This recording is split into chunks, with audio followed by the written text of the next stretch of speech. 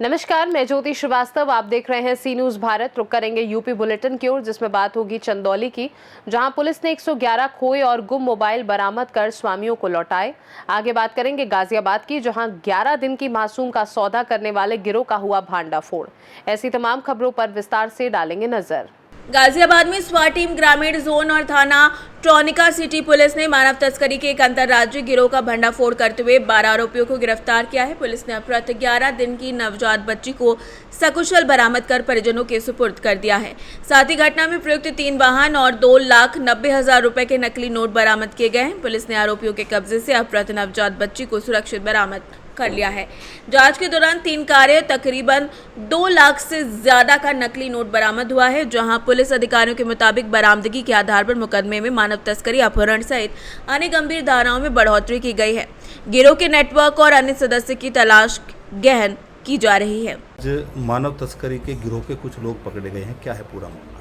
देखिए, दिनांक 26/5/26 को थाना ट्रॉनिका सिटी पर एक वादिया द्वारा तहरीर दी गई थी कि एक महिला पूजा के द्वारा उनकी बेटी को, नवजात बच्ची को बिना बताए घर से ले जाकर उसे एक मनोज उर्फ मोनू नामक व्यक्ति के साथ ले जाकर कहीं दे दिया गया है, जिस संबंध में तत्काल दिनांक 26/5/26 को अभियोग पंजीकृत किया गया था।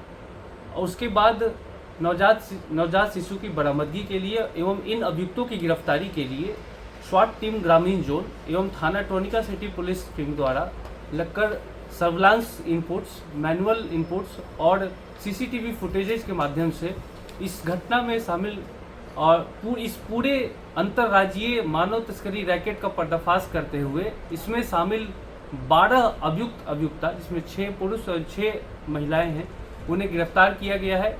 उस अपहृत नवजात शिशु को भी बरामद किया गया है। उनके पास से 3 गाड़ी एवं 2,90,000 रुपए के नकली नोट भी बरामद किए गए हैं। और भी जब पूछताछ की गई तो यह जानकारी हुई कि इस बच्ची का जन्म दिनांक 23/5/26 को हुआ था और इसकी मां को बहला फुसलाकर इस पूजा नामक अभियुक्ता ने उसे पहले इस झांसे में लिया कि जब उसकी जन्म होने वाली थी, झांसे में लेकर कि हम तुम्हें इसके बदले में पैसे दिलवा देंगे, और बाद में उसे गुमराह किया। और जब बच्ची का जन्म हुआ तो माता का लगाव हो जाने के बाद माता ने इसे मना कर दिया देने से, तो इसके बाद इस पूजा ने ये षड्यंत्र की और बच्ची को घर से चुरा लिया। और फिर आगे जो पूरी गैंग है, जिसमें मोनू और उसके अलावे पूजा है और कुमकुम है, ये सब शामिल है। और इसका तार जो है राजू एवं दीप्ति, जो हमारे फरार अभियुक्ता हैं, ये आंध्र प्रदेश में जाकर ऐसे बच्चियों को बेचने का काम कर रहे थे, तो उन्हें हमने गिरफ्तार किया है। कुल 12 अभियुक्ता गिरफ्तार हुए हैं एवं 4 जिसमें से मुख्य 5 जिसमें से मुख्य राजू एवं दीप्ति तथा नदीम है, वो अभी फरार है। उससे शीघ्र हम उन्हें भी गिरफ्तार करेंगे। और आपराधिक इतिहास क्या है? आपराधिक इतिहास में जो मोनू उर्फ मनोज है, इसके ऊपर उदयपुर राजस्थान में पहले भी ऐसे ही मानव तस्करी के संबंध में 2 अभियोग पंजीकृत है।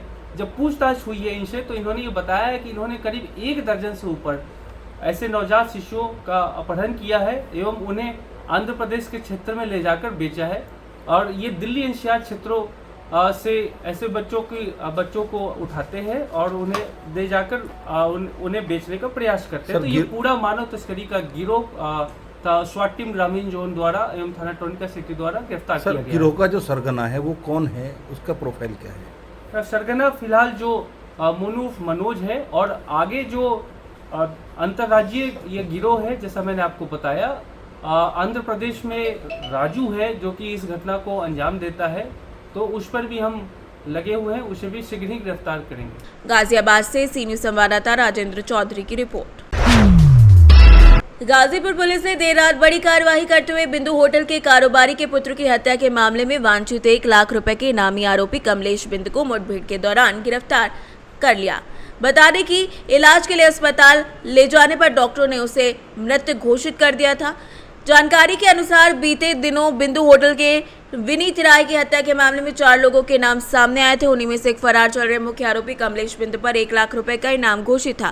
पुलिस के मुताबिक मुठभेड़ के दौरान आरोपी के पास फायरिंग हुई, जिससे एक पुलिसकर्मी के कंधे में गोली लगी। घायल पुलिसकर्मी का उपचार चल रहा है। मुठभेड़ के बाद पुलिस ने आरोपी के कब्जे से 2 पिस्टल, 4 खोखा कारतूस, 1 जिंदा कारतूस और 1 मोटरसाइकिल बरामद की है। पुलिस अधिकारियों के मुताबिक मामले की आगे की विधिक कार्यवाही की जा रही है। देखिए 29 और 30 की रात को लगभग 11:15 के लगभग एक घटना हुई थी थाना कोतवाली क्षेत्र के अंतर्गत, जिसमें विपिन राय जो कि एक होटल संचालक थे, उनकी कुछ बदमाशों के द्वारा हत्या की गई थी और उस संदर्भ में तत्काल एक मुकदमा पंजीकृत किया गया था। सभी वरिष्ठ अधिकारियों के द्वारा, ADG zone sir, DIG sir एवं मेरे द्वारा एवं सभी अधिकारियों के द्वारा मौके का भ्रमण किया गया था एवं नामजद तहरीर मिली थी, जिसमें 4 नामजद अभियुक्त एवं 3 अज्ञात अभियुक्तों के विरुद्ध मुकदमा पंजीकृत किया गया था।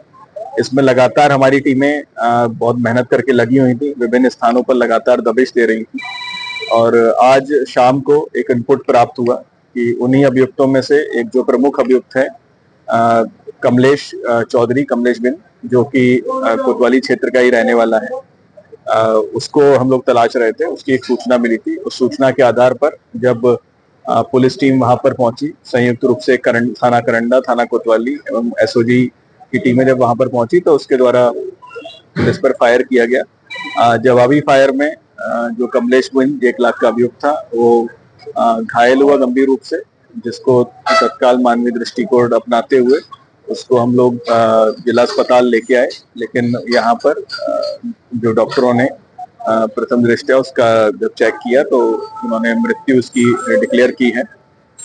इस संदर्भ में अभी हमारी और भी कार्रवाइयां चल रही हैं। इसमें मैं आपको बताना चाहूंगा कि हमारे एसओजी इंचार्ज रोहित मिश्रा को भी अभी घायल हुए हैं, उनके भी आर्म पे, कंधे पे गोली लगी है, उनका भी इलाज यहाँ पर करवाया जा रहा है। और इसमें अभी हमारा जो मुख्य अभियुक्त शंकर पांडे एक और है जो कि इसका साथी था, उसको भी हम लोग तलाश रहे हैं। उस पर भी 1 लाख का इनाम है। अन्य अभियुक्तों पर भी इनाम है। बहुत ही जल्दी सभी अभियुक्तों के विरुद्ध कठोर कार्रवाई अमल में लाई जाएगी। गाजीपुर से सी न्यूज संवाददाता हसन की रिपोर्ट। इगलास से खबर है जो तहसील क्षेत्र के गांव हस्तपुर में अवैध रूप से संचालित ईंट भट्टे पर प्रशासन ने सख्त रुख अपनाया है। पहले जयनारायण और बाद में रोहित चौधरी के नाम पर चल रहे इस भट्टे को लेकर कार्रवाई शुरू कर दी गई है। जानकारी के मुताबिक साल 2021 में शासन के आदेश के बिना लाइसेंस और एनओसी के संचालित किसी भी ईंट भट्टे पर सीलिंग की कार्रवाई की जाएगी, लेकिन बावजूद इसके 2021 से 2026 तक इस अवैध भट्टे पर कोई प्रभावी कार्रवाई नहीं हुई है। आरोप है कि ये भट्टा बिना खनन, एनओसी, प्रदूषण मंजूरी और लाइसेंस के लंबे समय से संचालित किया जा रहा था। फिलहाल उप जिलाधिकारी और खनन विभाग की संयुक्त टीम दस्तावेजों की जांच कर रही है। प्रशासन द्वारा सीलिंग की कार्रवाई की संभावना जताई जा रही है। इगलास से सी न्यूज संवाददाता इंद्रजीत प्रेमी की रिपोर्ट।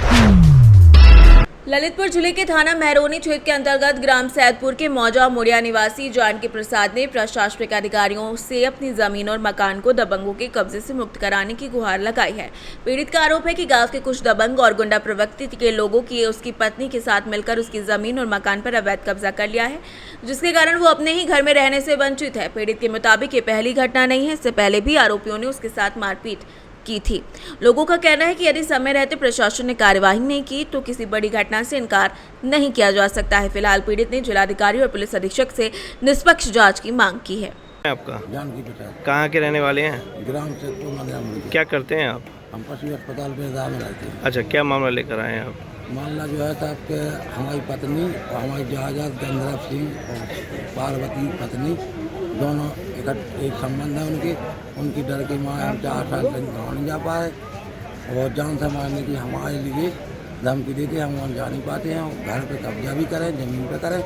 हमने बड़े भाई रज्जू डाल को ज़मीन दी तो उनको लिए जोतन नहीं दे रहे, न बखरन दे रहे, न कब्जा करें। कहाँ का मामला है? कहाँ है आपकी ज़मीन? सैदपुर में ज़मीन है। हाँ। तो कौन कब्जा करने नहीं दे रहा है? गंधर्व सिंह, थान सिंह, चरण सिंह। कौन है ये? ठाकुर हैं और गुंडा हैं और ऐसे इनकी चलती है गाँव में। और जो है इनकी माँ है जाती नहीं है, कुमारी चौकी जाते हैं तो उन्हीं के पक्ष में चौकी दरोगा और पुलिस वाले। अच्छा, आपकी पत्नी कहाँ है? पत्नी है गाँव, हमारे एक मकान में रह रहे हैं। अच्छा, सैदपुर मुड़िया जी जी। तो इसके संबंध में आपने संबंधित थाने में शिकायत दर्ज कराई थी? करवाई थी साहब, राजीनामा लिखवा तो 73 जुलाई मैं मान लो 25 में छोड़ दी। तो आप क्या चाहते हैं? हम जो चाहते कि हमारी ज़मीन, हमारा मकान और हमारी घरवाई हमारे कब्जे में आ जाकर अंदर सिंह को पानी छोड़। ललितपुर से सी न्यूज़ संवाददाता विकास सोनी की रिपोर्ट। चंदौली पुलिस ने खोए हुए गुम हुए मोबाइल फोन बरामद करने के अभियान में बड़ी सफलता हासिल की है। पुलिस ने 111 मोबाइल फोन बरामद कर उसके वास्तविक स्वामियों को वापस सौंप दिया है। बरामद मोबाइलों की अनुमानित कीमत लगभग 33,30,000 रुपए बताई जा रही है। पुलिस के मुताबिक ये बरामदगी सकलडीहा, चंदौली, मुगलसराय समेत विभिन्न थाना क्षेत्रों में की गई। मोबाइल मिलने के बाद संबंधित लोगों को बुलाकर सत्यापन के उपरांत उनके फोन सुपुर्द कर दिए गए। इस अवसर पर पुलिस अधीक्षक ने लोगों से अपील की कि मोबाइल गुम या चोरी होने की स्थिति में तुरंत शिकायत दर्ज कराएं और उपलब्ध ऑनलाइन माध्यमों का उपयोग करें। ये CIR पोर्टल जो भारत सरकार द्वारा चलाया जा रहा है, जिसमें खोए हुए फ़ोन्स को ट्रेस करना की इसकी व्यवस्था है। इसके तहत जो लोगों के विभिन्न फ़ोन खोए थे, इस प्रकार के 111 फ़ोन पोर्टल के द्वारा चिन्हित करके वो बरामद किए गए थे और जो इनके मालिक थे इनको सभी को आज बुला करके यहाँ पर फ़ोन हैंडओवर किए गए हैं। इसमें 111 जो फ़ोन हैं इनकी कीमत तकरीबन 30 लाख रुपए के आसपास की इनकी कीमत है। ये इन जो उनके मूल ओनर थे उनको वापस किए गए हैं और आप मीडिया के माध्यम से सभी को मैं अवगत भी कराना चाहता हूँ कि यदि किसी का भी कहीं फ़ोन खोता है तो उसके संबंध में तत्काल पुलिस को सूचना दें ताकि CIR पोर्टल का इस्तेमाल करते हुए आपका फ़ोन आपको वापस दिलाया जा सके।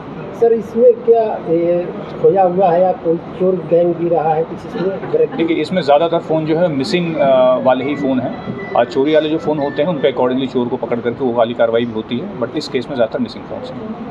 चंदौली से सी न्यूज़ संवाददाता अंकित सैनी की रिपोर्ट। यूपी बुलेटिन में फिलहाल के लिए इतना ही। देश दुनिया की बाकी खबरों को जानने के लिए आप देखते रहिए सी न्यूज़ भारत।